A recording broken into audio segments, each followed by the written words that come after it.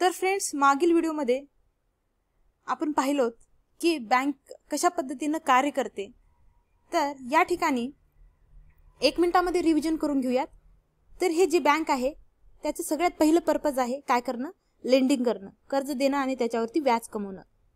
तर हे करण्यासाठी ह्या बँकेजवळ काय लागतं, पैसा लागतं. आणि पैसा कोणत्या कोणत्या माध्यमातून येते, तर सगळ्यात अगोदर आपण पब्लिक पाहिलोत. तर पब्लिक थ्रू पैसा येतं, दुसरा RBI आणि तिसरा अदर बँक्स यांच्याकडनं NDTL जमा होतं, म्हणजे net demand and time liability. तर यातील जे काही आहे पहिलं एक जर आपण पाहिलात कॅटेगराईज करून, तर RBI जवळ एक पोर्शन जातं CRR आणि स्वतःजवळ एक पोर्शन येतं SLR, जे की आपण रिझर्व्ह रेशिओ म्हणून अभ्यास करतो.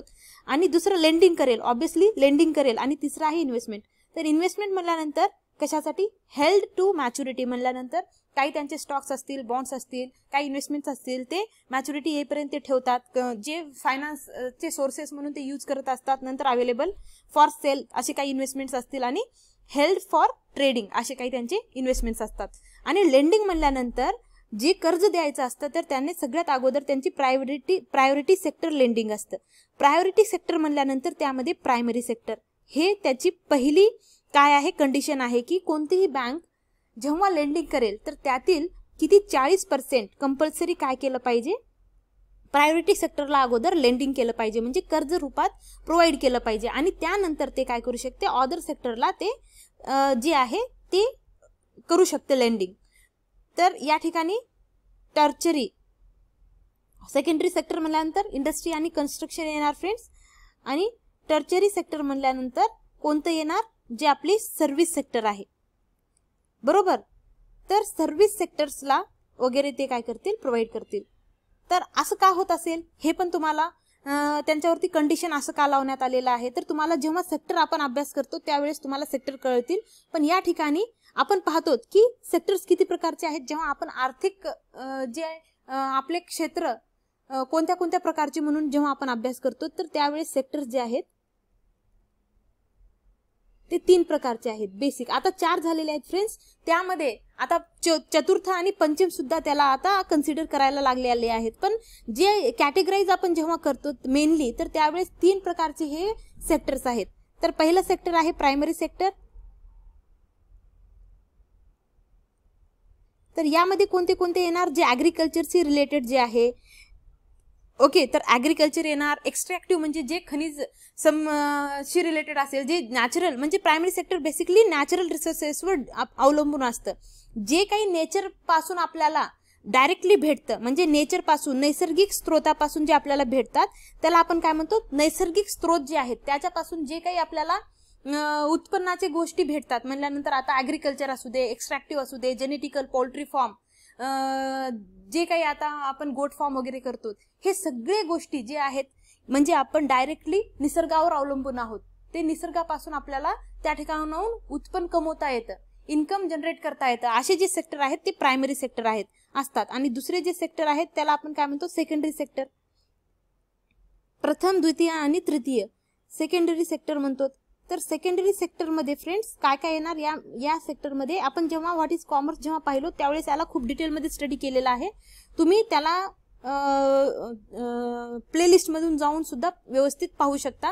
व्हॉट इज कॉमर्स याच्यामध्ये जेव्हा आपण सगळे सेक्टर्सला वगैरे डिफाईन केलेलं आहे, human activity, non human activity, त्यामध्ये बिझनेस आणि त्याला कॅटेगराईज जेव्हा आपण केलो इंडस्ट्री आणि कॉमर्समध्ये, त्यावेळेस आपण खूप डिटेलमध्ये अभ्यास केलेले आहोत. प्रायमरी सेक्टर आणि सेकंडरी सेक्टर. आणि तिसरं आहे टर्चरी सेक्टर. म्हणल्यानंतर या सेक्टरमध्ये काय येणार, सगळे सर्व्हिसेस येणार. तर फ्रेंड्स तुम्ही मला सांगा, सेकंडरी सेक्टर आणि टर्चरी सेक्टर हे कुठेतरी प्रायमरी सेक्टरवरच डिपेंड आहेत का नाही.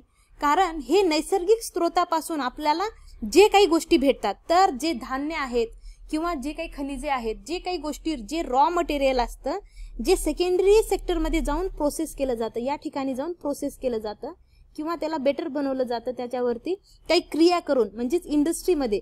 तर इंडस्ट्री कुठल्याही गोष्टीची इंडस्ट्री असेल, जर सिमेंट लागत असेल किंवा घर बांधण्यासाठी मला जर फरशा लागत असतील, मार्बल्स लागत, जे काही असेल ते खनिज जे आहे ते आपल्याला कुठून भेटतं, जमिनीपासूनच तर भेटतं ना. कन्स्ट्रक्शन जरी करायचं असेल आपल्याला तर हे जे इथले जे गोष्टी लागतात, या ठिकाणी जे गोष्टी लागतात ज्याच्यावरती प्रोसेस करून आपण फायनल गुड्स तयार करतो, तर हे फायनल गुड्स साठी काय लागतं, रॉ मटेरियल लागतं. आणि हे रॉ मटेरियल जे आहे ते कुठे तयार होतो, हे प्रायमरी सेक्टरमध्ये. आणि जर रॉ मटेरियल प्रायमरी सेक्टरमध्ये भेटत असेल तर मला सांगा, रॉ मटेरियल जर व्यवस्थित नाही भेटले तर हे इंडस्ट्री काही काम करू शकेल का, नाही. म्हणजे सेकंडरी इंडस्ट्रीमध्ये रॉ मटेरियल भेटणार नाही. आणि रॉ मटेरियलमध्ये म्हणजे जे सेकंडरी इंडस्ट्रीमध्ये या ठिकाणी तयार झालेले फिनिश्ड गुड्सला सर्व्हिसेस मार्फत काय करतात, आपण फायनल जे कंझ्युमर आहे, फायनल जर प्रोड्युसर आहे त्यापर्यंत आपण याला पोहोचतो. तर जर टर्चरी सेक्टर काय करते, प्रायमरी सेक्टरला जे ट्रान्सपोर्टेशन असेल, कम्युनिकेशन असेल, वेअर हाऊसिंग असेल, आता या प्रायमरी सेक्टरमध्ये शेतीमध्ये आपल्याला फर्टिलायझर्स लागतात किंवा जे काही पेरणीसाठी वगैरे इक्विपमेंट्स लागतात, हे सगळ्या ट्रान्सपोर्टेशन लागतं या ठिकाणी उगवलेलं धान्य मार्केटमध्ये पोहोचण्यासाठी. तर ह्या वेळेस हे कोणती टर्चरी सेक्टर येईल. तर या ठिकाणी टर्चरी सेक्टर मधले सर्व्हिसेस कशासाठी असतात, या दोन्ही सेक्टर्सला हेल्प प्रोव्हाइड करण्यासाठी, मदत प्रोव्हाइड करण्यासाठी, सहाय्यक करण्यासाठी असतात. तर हे सर्व्हिसेस कधी येणार, जर हे दोन्ही वर्किंग असतील तर, हे दोन्ही वर्किंग असतील सेक्टर तर सर्व्हिस सेक्टरचं काम येणार आहे. म्हणल्यानंतर आपण पाहत आहोत, जर रॉ मटेरियल असेल, जर रॉ मटेरियल जर तयार होत असेल तरच ते कुठे जाईल, इंडस्ट्रीमध्ये जाईल. इंडस्ट्रीमध्ये त्याच्यावर प्रोसेस होईल, म्हणजेच रॉ मटेरियलचं कन्व्हर्जन फिनिश्ड गुड्स मध्ये होतील. आणि फिनिश्ड गुड्सला सर्व्हिसेसच्या मार्फत फायनल कंझ्युमर पर्यंत, फायनल प्रोड्युसर पर्यंत आपण पोहोचवणार. तर सर्व्हिसेस जे सेक्टर आहे ते पोहोचता करेल. जर हेच नाही काम केलं, हेच सेक्टर नाही काम केलं तर हे सेक्टरही काम करणार नाही. आणि हे दोन्ही सेक्टर नसतील तर हे सेक्टर सुद्धा काम करणार नाही. आणि अशी जर स्थिती झाली तर जे भारताची किंवा कोणत्याही देशाची जी अर्थव्यवस्था आहे ते डगमगून जाईल. म्हणल्यानंतर पूर्णपणे कोलॅप्स होईल. तर पूर्ण जे आपली अर्थव्यवस्था आहे, जे आपली इकॉनॉमी आहे, त्या इकॉनॉमीला सुरळीत ठेवण्यासाठी जे बँकांना आहे त्यांना अगोदर ह्याच सेक्टरला जर आपण एम्पॉवर केलं तर ऑटोमॅटिकली हे सेक्टर आणि हे सेक्टर काय करेल, प्रगती करेल. यामुळे या सेक्टरला सांगण्यात आलेलं आहे, बँकिंग सेक्टरला, की तुम्हाला काय करण्यात येईल, 40% डेफिनेटली तुम्हाला सगळ्यात प्रायोरिटी सेक्टर लेंडिंग केलं पाहिजे. म्हणजेच प्रायमरी सेक्टरला 40% दिल्यानंतर तुम्ही 60% कोणत्याही सेक्टरला द्या, अशा पद्धतीनं सांगण्यात आलेलं आहे. कारण जर तसं जर नाही झालं तर एखादी वेळेस जे सर्व्हिस सेक्टर आहे, आज भारतामध्ये सगळ्यात जास्त सर्व्हिस सेक्टर काय आहे, जीडीपी मध्ये कॉन्ट्रीब्यूट करतं. तर सर्व्हिस सेक्टर जे आहे जीडीपी मध्ये 54% कॉन्ट्रीब्यूट करतं, आहे का नाही. आणि वर्किंग आहे फक्त 22%. याचं ग्रुप जे आहे, लोक जे आहेत ते 22% इन्व्हॉल्व आहेत, पण 54% जीडीपी देतात. आणि या ठिकाणी वर्ल्ड बँकच्या सांगण्याप्रमाणे, जे वर्ल्ड बँक आहे त्यांच्या रिसर्च प्रमाणे, त्यांच्या सांगण्याप्रमाणे प्रायमरी सेक्टरमध्ये आजही 50% पेक्षा जास्त लोक भारतामध्ये प्रायमरी सेक्टरवर डिपेंड करतात. म्हणजेच जे उत्पन्नासाठी असेल, रोजगारासाठी प्रायमरी सेक्टरवर म्हणजेच ऍग्रीकल्चरवर, ऍग्रीवरती डिपेंड आहेत.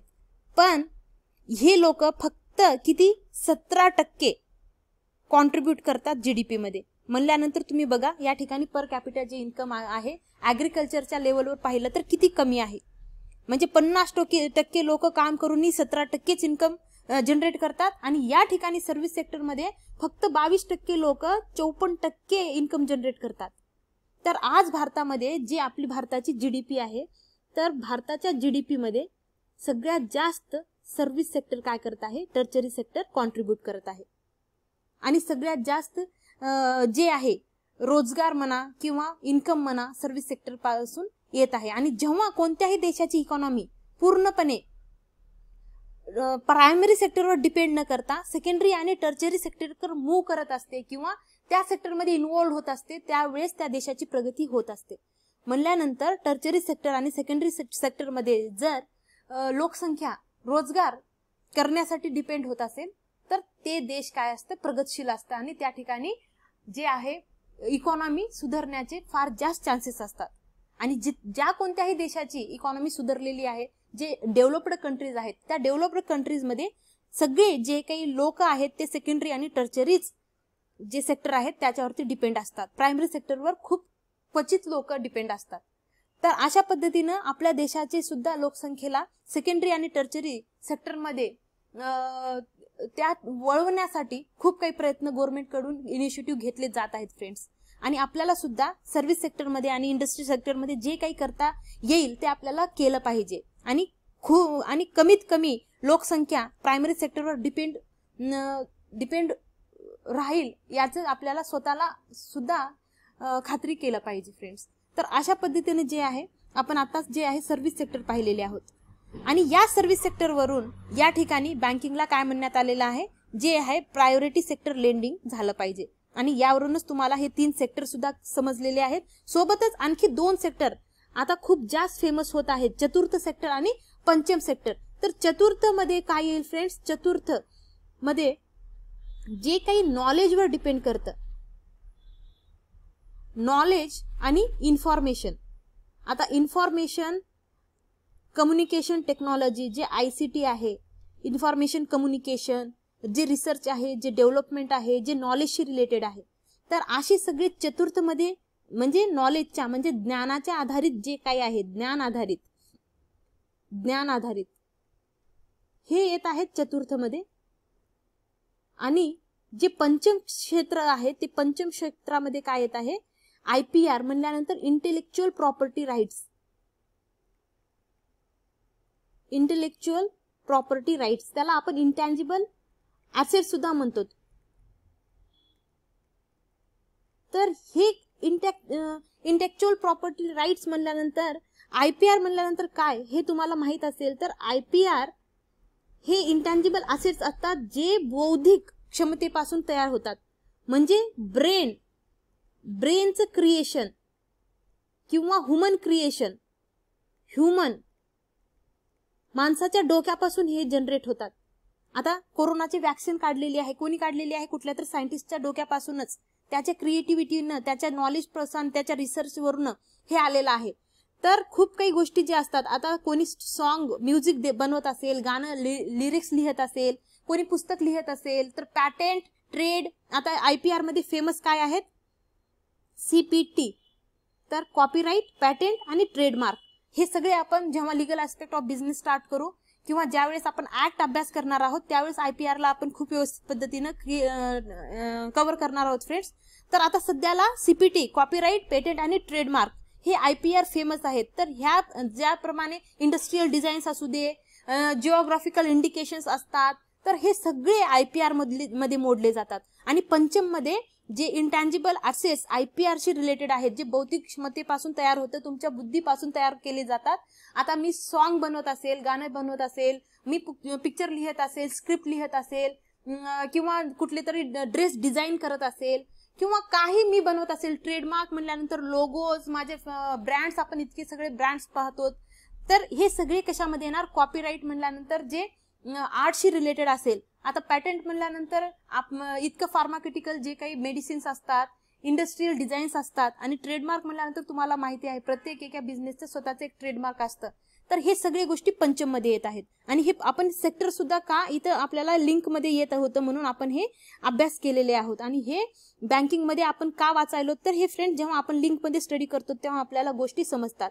तर चतुर्थ मध्ये जे ज्ञान आधारित असतील तर knowledge, information technology, communication, software जे काही येत आहेत मार्केटमध्ये, ऍप्स वगैरे, तर ह्या ठिकाणी येईल. आणि पंचम म्हणल्यानंतर IPR, इंटेलेक्च्युअल प्रॉपर्टी राईट्स, तर आपण हे पाहिलेलं आहे. आणि पुढे अशाच पद्धतीनं आता टाइप्स ऑफ बँक्स आणि SBI हे पुढच्या क्लासमध्ये आपण कव्हर करणार आहोत.